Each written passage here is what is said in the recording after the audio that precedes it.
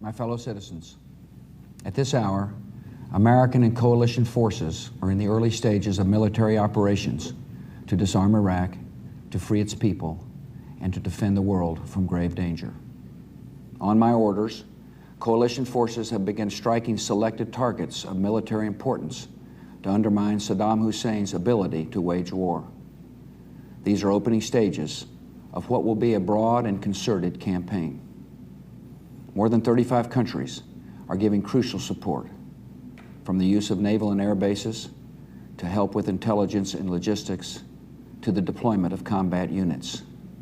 Every nation in this coalition has chosen to bear the duty and share the honor of serving in our common defense.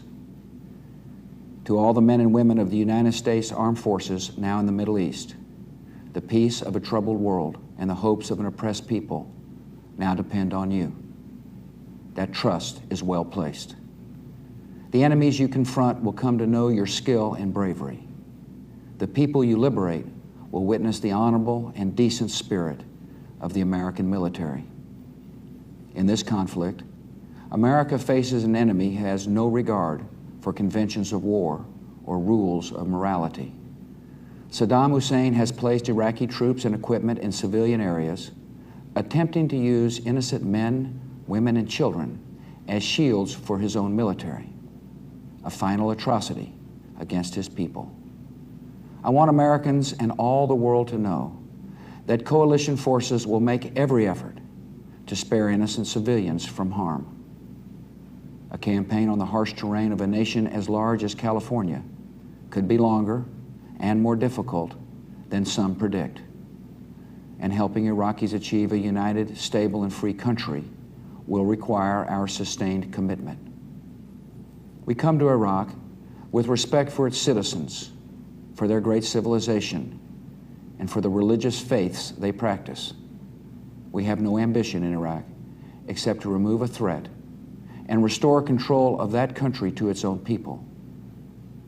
I know that the families of our military are praying that all those who serve will return safely and soon. Millions of Americans are praying with you for the safety of your loved ones and for the protection of the innocent. For your sacrifice, you have the gratitude and respect of the American people.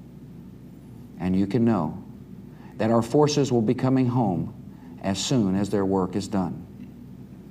Our nation enters this conflict reluctantly, yet our purpose is sure. The people of the United States and our friends and allies will not live at the mercy of an outlaw regime that threatens the peace with weapons of mass murder.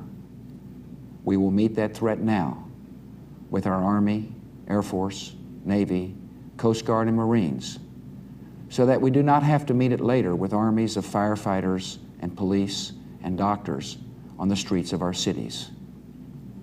Now that conflict has come, the only way to limit its duration is to apply decisive force.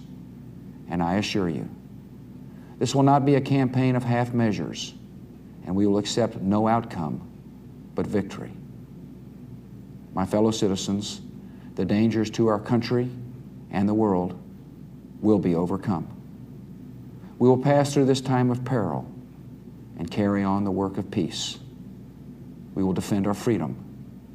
We will bring freedom to others, and we will prevail. May God bless our country and all who defend her.